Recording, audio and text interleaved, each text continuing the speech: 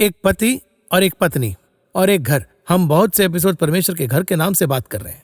अब पति को एक छोटा सा प्रॉब्लम है, बहुत लोगों से सलाह मांग रहे हैं और पत्नी भी उनकी अपनी बात कहती है। अब सवाल यह है कि बहुत सारी आवाज़ें हैं, लेकिन पति को एक फैसला लेना ही पड़ेगा।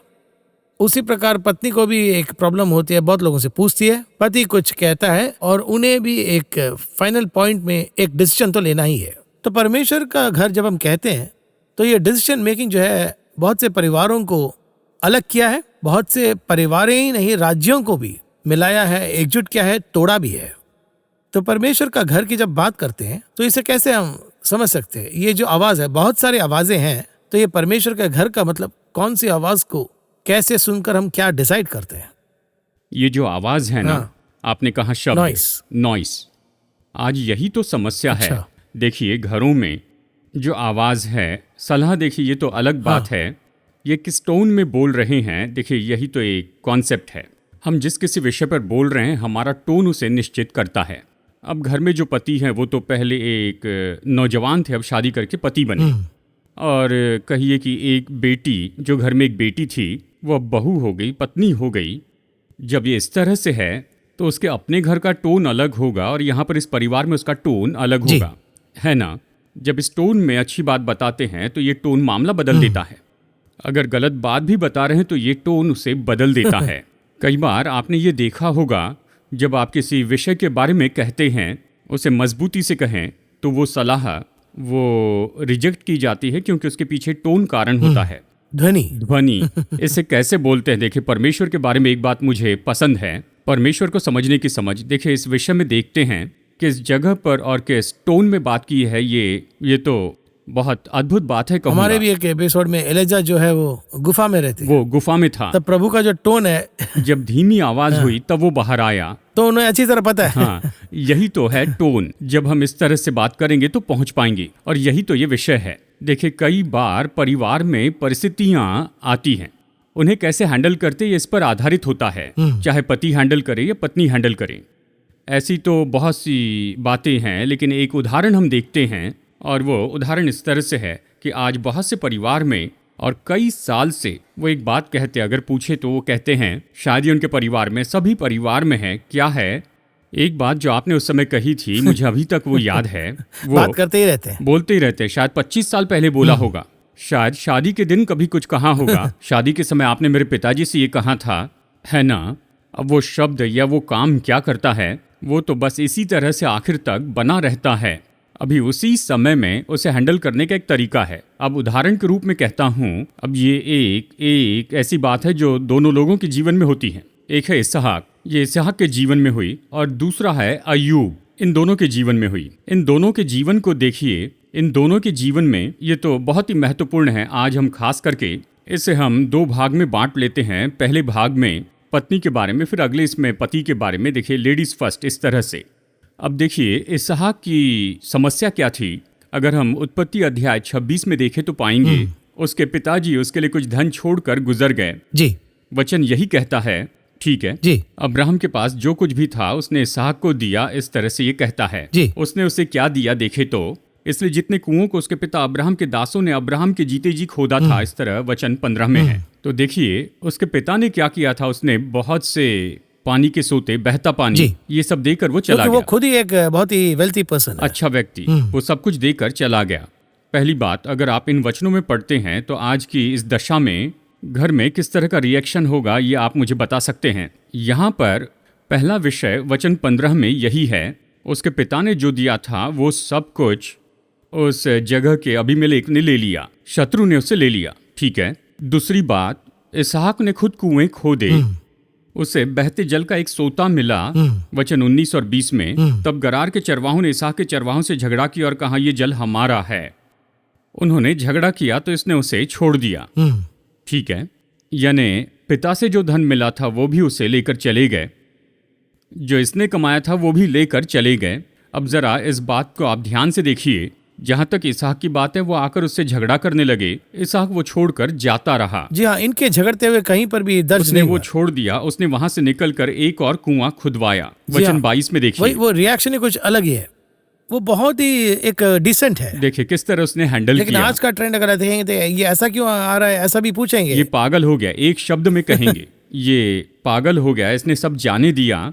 बात तो ये थी कि ये जिस नगर में रहता था उस नगर का सबसे महत्वपूर्ण व्यक्ति था अबीमेलेक। वो तो सीनियर व्यक्ति जी। था कह सकते हैं, या नगर का सबसे बड़ा व्यक्ति कह सकते हैं।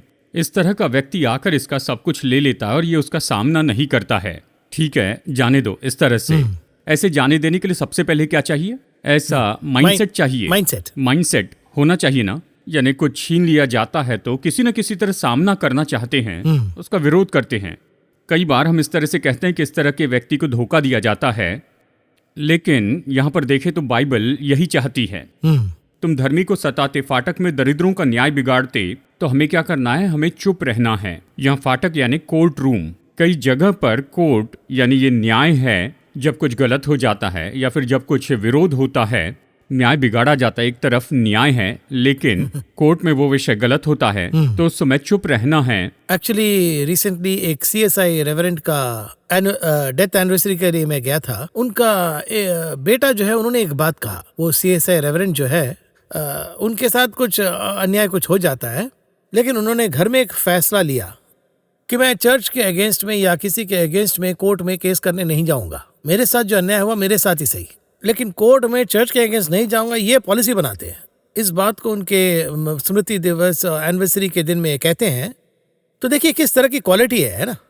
और परमेश्वर खुद ही एक न्याय का न्यायाधीश, धर्मी न्यायाधीश। लेकिन यहाँ पर एक पास्टर चर्च के अगेंस्ट में या फिर मेरे ऑर्गेनाइजेशन के अगेंस्ट में मैं कोर्ट में नहीं जाऊंगा, ऐसा पॉलिसी लेकर इनजस्टिस होने पर भी उस स्टेटमेंट को कहना, और आखिर में उनके जो देहांत के बाद उस एनिवर्सरी में इतने अच्छे से उनके बारे में बात करते हैं। तो देखिए किस तरह का लेगेसी वो छोड़ कर गए। यहाँ पर हमें क्या देखना है? हमें अगली पीढ़ी देखनी है। अब वो तो ऐसे हैं, सेकंड जनरेशन क्या, वो तो दो तरह की होती हैं। वो क्या कहते हैं, मेरे पिताजी को जीना नहीं आता था, उन्होंने ये सब ऐसे जाने दिया। अगर वो थोड़े बुद्धिमान होते तो हमारे पास में बहुत कुछ होता। अब इसी समय में एक ग्रुप है, मैं एक और गवाही बताता हूँ। मेरे दोस्त के पिताजी, उनकी तो बस यहीं पर चेन्नई में अच्छी हार्डवेयर शॉप है, अच्छे से जी रहे थे, लेकिन अंत में उन्हें धोखा देकर उनसे सब कुछ छीन लिया गया।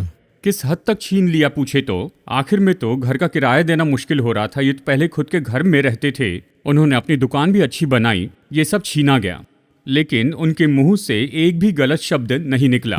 छोड़ो जाने दो, छोड़ो जाने दो, यही कहते थे, प्रभु देख लेंगे। मैंने उनके सामने बैठकर आमने सामने बात की, उन्होंने कहा प्रभु देख लेंगे, वो देख लेंगे।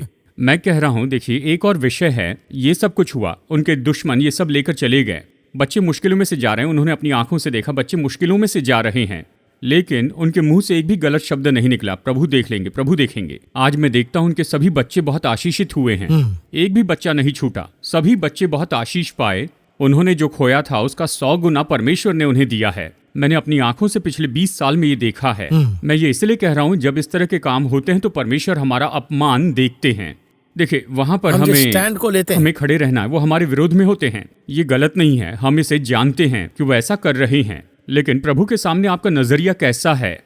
एक तो पिता की दी संपत्ति ली, उसकी अपनी संपत्ति ले ली, लेकिन ये क्या कहता है, ठीक है जाने दो, इसे लेने दो। अगला ही वचन कहता है, रिहोबोत, प्रभु ने 100 गुना आशीष दी।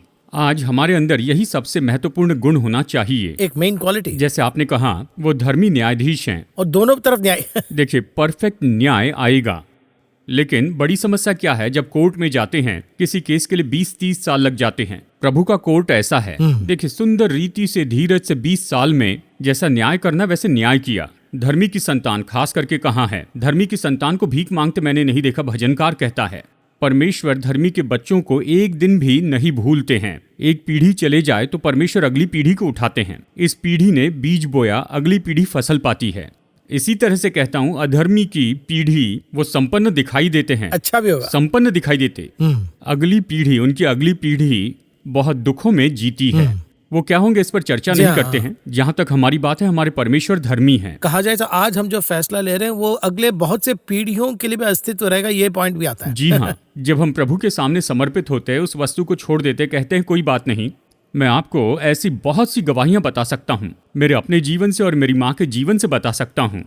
एक समय मेरी माँ की कुछ वस्तुएं ले ली गई थी। मेरी माँ को बताए बिना उन्होंने ले लिया। मेरी माँ क्या करती थी, मेरी माँ मेरा हाथ थाम कर, शाम को हम ऐसे पैदल चलते थे, सड़क पर चलते हुए हम बड़े बड़े घर देखा करते थे। देखते समय मेरी माँ कहती थी, वो कहते ऐसे घर की एक कुंडी भी हम खरीद नहीं सकते हैं। तब पीतल की कुंडियां होती थी, लेकिन वो कहती अब तक हमें कोई कमी नहीं हुई है, परमेश्वर हमें नहीं भूले, परमेश्वर ने हमें बहुत आशीष दी, हमें उठाकर उसने हमें एक जगह पर रखा है, इसलिए कहता हूँ वो धर्मी न्यायाधीश हैं। इसीलिए जोशुआ की स्टेटमेंट अगर आप देखेंगे तो देखो, आप मैं सब कुछ तो करता हूँ, लेकिन मैं और मेरा परिवार परमेश्वर की सेवा करेंगे। देखिए कैसा स्टेटमेंट है, कितना क्लियरली इतने सारे आवाजों के बीच में उनकी ये आवाज है। अब यहाँ पर जिस विषय को हमें देखना चाहिए, इसी तरह की घटना अय्यूब के साथ हुई, ऐसे ही पैरेलल घटना। यहाँ देखिए, अबीमेलेक लेकर चला गया, वहाँ शबा के लोग और कसदी लोग लेकर चले गए। शबा के लोग भेड़ बकरियां ले गए और कसदी लोग ऊंटों को लेकर चले गए। अब देखिए यहाँ पर ये दो जगह हैं, यहाँ अय्यूब परफेक्ट था। वो अपने वचन स्पष्ट बताता है, अय्यूब ने अपने मुंह से कोई पाप नहीं किया, मुंह से पाप नहीं किया। वो तो बहुत धीरज धर के रहा, उसने यही कहा कि परमेश्वर ने कुछ नहीं कहा, कुछ नहीं बोला। इस तरह से देखिए ये रिएक्शन कहाँ से आया। अब इन दोनों की जो पत्नी थी ना, इसहाक की पत्नी तो थी रिबेका और अय्यूब की पत्नी थी, लेकिन उसका नाम नहीं बताया गया, कहिए मिसेज अय्यूब थी।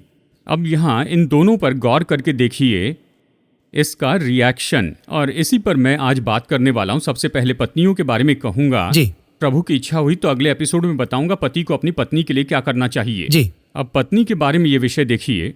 अब यहाँ इतनी बड़ी बात हो गई थी इसहाक के घर में, एक तो पिता ने जो दिया सब ले लिया, जो इसका था वो भी ले लिया, दोनों ले लिए। तो अपने आप जो घर में है वो क्या कहते हैं, सोचिए जरा। अब ऐसे धोखा कैसे खा गए और चुप भी बैठे हैं। तुम सबसे बड़े मूर्ख हो, है ना, या कोई और कहेगा, या उस समय में उनका क्रोध या उनका अधीर होना हमें दिखाई दे सकता है। अब देखिए, अब वो क्या करते हैं कि वो अपनी माँ को या अपनी बहन को या रिश्तेदारों को फोन करते हैं, इनके साथ रहना तो पाप है, देखो इन्हें कैसे धोखा दिया गया है, ये तो ऐसे ही है, देखिए हम खुद बताते हैं। जितना भी बोलो बात सुनते ही नहीं। जरा सोच के देखिए अय्यूब की पत्नी ने क्या कहा, इसके बारे में हम बाद में देखेंगे। रिबेका ने एक भी बात क्यों नहीं कही, एक शब्द नहीं कहा। यहाँ पर कुछ भी नहीं लिखा, अगर वो बोलती तो लिखा जाता, कहीं भी नहीं आया, कुछ भी नहीं लिखा। क्योंकि शादी में आकर उन्होंने जो सोचा वो तो रजिस्टर हुआ है। जी हाँ, शादी के लिए आई, परमेश्वर से बातें की, इसहाक से बातें की, सब लिखा है, लेकिन ये रजिस्टर नहीं, इस बारे में कुछ नहीं लिखा है, नहीं है। अब जरा सोचिए, कितने तो भी पति बिजनेस में हानि उठाते हैं तो कितने साथ देते हैं और कितने चोट पहुंचाते हैं। कितने लोग व्यक्तिगत जीवन में छोटी समस्या आ जाए, यानी वो घर खाली कर रहे हैं, मालिक ने एडवांस में धोखा दिया, एडवांस वापस करते समय ये वो कैलकुलेशन करके कुछ रख लेते, तो उस समय पत्नी का जो रिएक्शन है वो देखिए।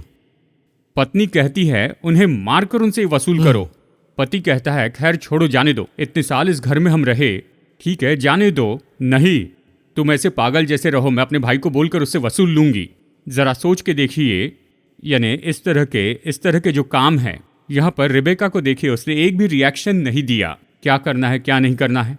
अब यहाँ पर अय्यूब की पत्नी को देखिए, उसने ये बात कही, क्या तू अब भी अपनी खराई पर बना है, परमेश्वर की निंदा कर। अय्यूब की खराई वो जानती थी, तूने खराई में रहकर क्या पाया, ये उसकी पत्नी ने कहा। आज भी एक समय काल में घूस नहीं लेना तो गुड क्वालिटी थी, घूस नहीं लेना गुड क्वालिटी। दूल्हा घूस नहीं लेता है तो उसके हाथ साफ है कहते थे। आज कहते हैं जो घूस नहीं लेता उसे जीना नहीं आता। वो कौन सी पोस्टिंग पर हैं, अगर वो घूस लेता तो आज कितना बड़ा घर बना देता, इन्हें जीना नहीं आता है। अब वही पत्नी दो तरह में बदल गई। उस समय काल में ये सम्मान की बात होती थी, चाहे मैं कितने भी दुख सह लूं, हम सब तो आशीष पाना चाहते हैं, मैं बच्चों के लिए आशीष रखकर जाऊंगा कहते थे। पर अब ऐसा नहीं है। आज पूछते हैं तुमने इस व्यक्ति से क्यों शादी की, ये किसी काम का नहीं, ये तो गधा है, ऐसे कहते हैं। सोच के देखिए, उस समय में जब वो बहुत दुखी था, उस समय उसकी मदद का स्वभाव हो, ये महत्वपूर्ण है। रिबेका ने उसे किस तरह की सलाह दी थी या किस तरह से उसकी मदद की, ये हमें बिल्कुल नहीं पता। पर मैं ये कहता हूँ, उसने उसे वहां पर चोट नहीं पहुंचाई, ये बहुत बड़ी मदद है।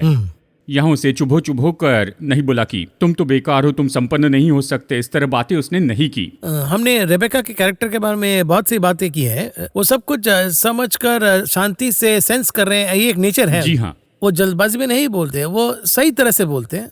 कुछ विषय जो है वो प्रभु के परमेश्वर के फीलिंग्स को समझकर हैंडल करते हैं, ऐसा गुण उनके अंदर है। और यही तो उस परिवार को बनाता है। जो स्त्री परमेश्वर का घर बनाती है, बुद्धिमान स्त्री अपना घर बनाती है, इस तरह कहता है ना, तो उसके अंदर ये गुण होते हैं। हर एक परिवार में उतार चढ़ाव तो होते ही हैं, नहीं आते ऐसे नहीं, हर परिवार में आते हैं। अप्स एंड डाउन्स कह रहा हूँ, निश्चय ही आते हैं। जब ऊपर होते हैं तो निश्चय हम आनंदित होते हैं, लेकिन जब नीचे होते हैं तो यदि पति को आप चोट पहुंचाते जाएं तो फिर क्या होता है। देखिए, सोच के देखिए, अय्यूब की पत्नी है। अय्यूब की पत्नी की एक बेस्ट क्वालिटी है। इसे पढ़कर मैं हैरान हो गया। बेस्ट क्वालिटी क्या है पूछे तो अय्यूब को परमेश्वर ने उसके बाद आशीष दी, और ये तो 2 गुना दी थी। इसमें बड़ी विशेष बात क्या है, अय्यूब के बच्चे मर गए थे, उसके बाद परमेश्वर ने 10 बच्चे दिए। 10 बच्चे दिए। ये 10 बच्चे उसी पत्नी से हुए थे, वो तो उसी पत्नी के साथ रहा, ठीक है। अब अय्यूब के व्यक्तिगत रूप को आप देखिए। अय्यूब के सिर से लेकर पैर तक फोड़े हो गए थे, पैर के तलवे से सिर तक घाव, पूरा शरीर पर फोड़े। अब इन फोड़ों की खासियत क्या है, वो तो ठीक हो जाते, पूरे ठीक हो जाते, सब चले जाते, लेकिन उसके निशान रह जाते हैं, मार्क्स रह जाता है। वो मार्क्स वैसे रहते, फ्रॉम हेड टू फुट कहता है। जब इस तरह से था, उसके शरीर पर इतने निशान थे, उसी से 10 बच्चे उसने पैदा किए। आज अगर पति थोड़ा निर्बल हो जाए तो कितने परिवार उसे छोड़ देते हैं। बस ऐसे ही थोड़े फोड़े हो जाए, स्किन प्रॉब्लम आ जाए तो कितनी पत्नियां उसे दूर कर देती हैं। तो उसकी पत्नी उस परिस्थिति में रही, फेथफुल रही और 10 बच्चों को जन्म दिया। इसके बारे में सोचिए। फिर एक और, केवल यही नहीं, दूसरी अच्छी विशेषता, सब चला गया पर उसने इसे नहीं छोड़ा। सब कुछ चला गया लेकिन उसकी पत्नी उसे छोड़कर नहीं गई। उतने दुखों में उनके साथ खड़े, उसके साथ में ही रही, उसमें कोई बदलाव नहीं आए। देखिए, आज भी अय्यूब की पत्नी के बारे में पॉजिटिव बोलते हैं या नेगेटिव बोलते हैं? नहीं, नेगेटिव ही बात कर रहे हैं। सब लोग नेगेटिव बोलते हैं। कारण क्या है? क्योंकि स्त्री ने कहा हुआ एक वाक्य, एक शब्द के कारण चाहे हम जितना भी पॉजिटिव बात कर लें, फिर भी हम जो नेगेटिव बात करते हैं वो पीढ़ियों तक रहता है। पीढ़ियों से कह रहे हैं, 4000 साल से कहते हैं। 4000 वर्षों। उसकी अच्छी क्वालिटी प्रभु लिखना नहीं भूले, वो भी लिखे लिखकर बताई है। वो उसी के साथ में रही, 10 बच्चे, 7 बेटे 3 बेटियां, और वहां उसकी बेटियों की जितना कोई सुंदर नहीं था। 7 बेटे 3 बेटियां 10 बच्चे। उसके बाद की मुश्किलों में पत्नी ने नहीं छोड़ा। अय्यूब की बेटी उसकी मदद करने लगी, भाई बहन मदद करने लगे। लेकिन इतने क्वालिटीज होने के बावजूद भी ऐसा कोई नहीं है जिन्होंने इस माइनस पॉइंट्स के बारे में प्रचार नहीं किया। माइनस पॉइंट पर ही वो संदेश देते हैं। तो देखिए हालात क्या हो गया। देखिए, इसी तरह से बहुत से यहाँ पर एक स्त्री में अच्छे गुण थे। वो कौन थी पूछे तो लूत की पत्नी। लूत की पत्नी के बारे में बहुत से विषय पर हमने बात की। इस स्त्री के बारे में कभी कोई पॉजिटिव संदेश आपने नहीं सुना होगा। सब कुछ उस एक ही पॉइंट को लेकर उस महिला ने गलत की, मुड़ के देखी, पीछे मुड़कर देखा। पर देखिए, पूरा सदोम भ्रष्ट हो गया था। पूरा सदोम भ्रष्ट हो गया था। उसमें ये 2 जवान बेटियां, शादी की उम्र की ये 2 जवान, उनकी माँ ने उन्हें बर्बाद नहीं होने दिया। कितना बड़ा क्वालिटी है वो। कितनी बड़ी बात। देखिए, लूत तो वो बाहर चले गए, बाहर चला गया। वो तो शहर के बाहर बैठा था, तो वो फेडअप हो गया, शहर में नहीं रह पाया तो चला गया। उसी नगर में इन 2 बच्चों की परवरिश करने वाली इस माँ की कितनी अच्छी गुड क्वालिटी है। इतना ही नहीं, 2 दामाद भी ढूंढ लिए। देखे, 2 दामाद भी ढूंढे। जरा सोच के देखिए, ऐसे समय में अगर लूत की पत्नी नहीं होती तो दोनों बेटियां बर्बाद होती। लूत वहां पर था, लूत धर्मी था। जब लूत की पत्नी नहीं थी तो दोनों बेटियां बिगड़ गई। कहां पर? बाहर आने पर। अब ये दोनों बेटियां बर्बाद नहीं हुई थी, इसके लिए मुख्य कारण, यानी सबसे मुख्य कारण तो उसकी पत्नी ही थी, लूत की पत्नी। जिस तरह से उन्होंने परवरिश की। लेकिन लूत की पत्नी में केवल एक ही बुरा गुण था। वो भी बहुत से पीढ़ियों के लिए वही है, जैसे कि आपने कहा 4000 साल पहले। उसी के बारे में बताते हैं ना। तो कैसे हमें कितना सतर्क रहना पड़ेगा। इसलिए कहता हूँ, चाहे आप 1000 अच्छे काम करें, लेकिन आपकी एक गलती जो आपने की होगी उसे आखिर तक याद रखते हैं। लेकिन उस गलती का परिणाम क्या हुआ, यह महत्वपूर्ण है। यीशु ने लूत की पत्नी के बारे में कहा, उसने कहा लूत की पत्नी को स्मरण करो कि तुम पीछे मुड़कर न देखो, क्योंकि लूत की पत्नी की एक गलती ने इन सारी बातों को ढाक दिया था। इतनी सारी अच्छी विशेषताएं, इन सब को उसे एक गलती ने ढाक दिया। चाहे कितना भी अच्छा किया हो, पर उसे एक गलती को सही नहीं कर पाए, नमक का खंबा बन गई, सब खत्म हुआ। अब अय्यूब की पत्नी, अब देखिए यहाँ समस्या क्या है। उसने जो कहा उसे ऐसे ही नहीं छोड़ सकते हैं। देखिए, उस स्त्री ने क्या किया, जो शैतान चाहता था कि अय्यूब परमेश्वर को कोसे, वही बात उसकी पत्नी ने कह दी। शैतान ने परमेश्वर से कहा, तब वो तेरे मुंह पर तेरी निंदा करेगा। वही शब्द उसकी पत्नी ने कहे, निंदा करके मर जा, परमेश्वर की निंदा कर और मर जा। तो हमारी गलतियां, आत्मिक गलतियां कितनी बड़ी होती है देखिए। आज परिवार में देखिए, ये पति के लिए भी है। उस परिवार में आपने जितनी भी भलाई की है वो भला है, लेकिन आत्मिक रीति से की हुई एक गलती वो आपका लाइफ कैरियर सबको दिखाते जाता है। आज बहुत से पवित्र लोग, वो तो सच में प्रभु के महान दास हैं, जवानी की उम्र में प्रभु को समर्पित हुए, कमिटेड थे, आए, सब कुछ किया। कहीं पर तो उन्होंने कुछ गलती की, प्रभु के उस दास की वो गलती आखिर तक बताते चले जाएंगे। और सिर्फ वही नहीं, अगला 3-4 जनरेशंस भी बाधित प्रभावित होते हैं। उसके बाद में अगली पीढ़ी इसी तरह। क्या याद रखा जाता है, मैं हमेशा कहता हूं, यीशु के साथ 3.5 साल तक यहूदा रहा, यहूदा इस्करियोती 3.5 साल रहा। उसने की हुई एक गलती, भयानक आत्मिक गलती, यहूदा की 3.5 साल की सेवकाई बंद कर दी। उसके बाद में आज तक बात करते हैं, आज तक उस पर बोलते हैं। प्रेरितों के काम की किताब में देखिए, पतरस ये कहता है, यहूदा छोड़कर अपने स्थान को चला गया। उसकी की हुई बस एक गलती, खास करके परिवार चलाने वाली स्त्रियों से कहता हूं, पति से भी कहता हूं, खास करके हम स्त्रियों के बारे में यहाँ पर देख रहे हैं। मैं ये कहता हूं, माइंड योर वर्ड्स। शब्दों को बहुत ही सावधानी मारते से हैं। देखिए, कई बार बुजुर्ग लोग इस तरह कहते थे। देखिए, पुराने जमाने में एक कहावत थी, हथियार के जख्म भर जाते हैं पर जीभ के बोले शब्दों के जख्म नहीं भरते। यानी हमारे बोले हुए शब्द हृदय में छप जाते हैं। बहुत से लोग क्या कहते हैं, मैंने बस अनजाने में कह दिया, कहकर चले गए। शायद उसके लिए ये बात साधारण है, जिसे चोट पहुंची उसके लिए बड़ी बात है, क्योंकि हम नहीं जानते कि किस क्षेत्र में चोट पहुंचाई पता है, नहीं चलेगा किस जगह पर उसने निशान छोड़ दिए, ये हमें पता नहीं है। मैं हमेशा कहता हूं, चाहे आप कितने भी अच्छे काम करने वाले हो, उन्हें करते जाइए, लेकिन हर एक बात को बहुत ही केयरफुल हैंडल कीजिए। ऐसा नहीं किया तो क्या होगा पूछे तो आपके जीवन के लिए यही बात रजिस्टर हो जाएगी। उसके बाद में सारी गुड क्वालिटीज तो भूल जाएंगे। जी, अब आखिर में एक सवाल पूछना चाहता हूँ। अब सिर्फ 1.5 मिनट ही बचा है। एक बात है ब्रदर, आप जो कह रहे हैं वो समझ में तो आ रहा है, आपसे मैं सही रहूंगा ऐसा कहने वाले एक ग्रुप है। दूसरा ग्रुप दर्शकों के साइड से वो पूछ रहे हैं कि बहुत सारी मिस्टेक्स मैंने कर दिया ब्रदर, अभी समझ में आ रहा है, मैंने जो मिस्टेक किया था उसे सही कर रहा हूँ, अब से सही रहूंगा। वो एक और ग्रुप है, मिस्टेक मैंने कर दिया ब्रदर, मैंने जाने अनजाने में इस तरह बात कर दी है, लेकिन मुझे अब क्या करना होगा। ऐसे लोगों के लिए अगले 1.5 मिनट में आप क्या कहना चाहेंगे? बाइबल में देखिए, हमेशा बाइबल ही हल है। जक्कई ने बहुत सुंदर शब्दों में कहा, मैंने अन्याय से जिससे भी जो लिया है मैं उसे 4 गुना फेर दूंगा। चाहे पैसा हो या प्रेम हो, सब में 4 गुना लौटाना है। It's very valid point. देखिए, 4 गुना मैं कहता था, चाहे ये आपकी माँ हो या फिर आपकी सास हो, यानी शुरू में हो सकता है कि किसी तरह से आपने मजाक उड़ाया, या आने के बाद यानी यंग एज में, मैं हमेशा कहता हूँ यंग एज में हम बड़बड़ करते रहते हैं, ये तो होता है, स्पीड है, लेकिन उनके अंतिम दिनों में 4 गुना फेरना चाहिए। अगर ऐसा करें तो शुरू में आपने जो भी गलती की है वो उन्हें भूल कर जाते समय आपको आशीष देकर जाएंगी। कुछ लोगों को देखिए, शुरू में वो अच्छा करते हैं, अंत में श्राप देकर जाते हैं।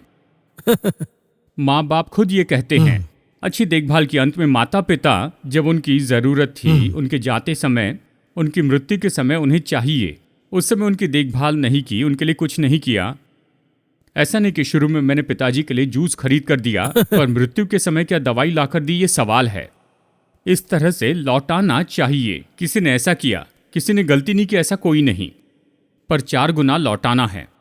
अगर उसे लौटाएंगे, जब ये बदलेगा तो आशीष पाएंगे। धन्यवाद ब्रदर जगन। आई थिंक इसमें बहुत सी गहराई की स्पिरिचुअल सेंस है। हमने 27 मिनट में तो बात तो कर दी, लेकिन ये एक बाइबल स्टडी मटेरियल है। इस कार्यक्रम को दोबारा देखें और दूसरों के साथ शेयर भी करें, और इसे हम कई अन्य भाषाओं में डब भी करते हैं, और ये बहुत सी जगहों पर रीच हो रहा है। ये प्रैक्टिकल डिस्कशन है और ये बिब्लिकल डिस्कशन भी है। और बाइबल में हम कुछ सलाह के लिए इनके पास जाते हैं, उनके पास जाते हैं, ये सब तो बाइबल के अंदर ही है। अगर सुबह उठकर हम ध्यान करें तो हमें बहुत सारी सलाह मिलेगा। कितनी अच्छी बातें उभर कर आ रही है। अगले कार्यक्रम में आज हमने यहाँ आज पत्नियों के बारे में बात की। हमने बात की कैसे पत्नी ने परिस्थिति हैंडल की, पति ने कैसे हैंडल करना है, उसे और ज्यादा केयरफुल रहना है, उसके बारे में वही मैं बात सोच करने रहा वाले था। हैं। कहेंगे कि पत्नियों के लिए बहुत अच्छी तरह बात की इन्होंने, अभी अगले हफ्ते आ रहा है। अगले हफ्ते मिलेंगे। इस कार्यक्रम में आकर इसे समझाने के लिए धन्यवाद। अगले हफ्ते के लिए दर्शक वेट कर रहे हैं कि नहीं, मैं तो वेट कर रहा हूँ। धन्यवाद, नमस्कार। धन्यवाद।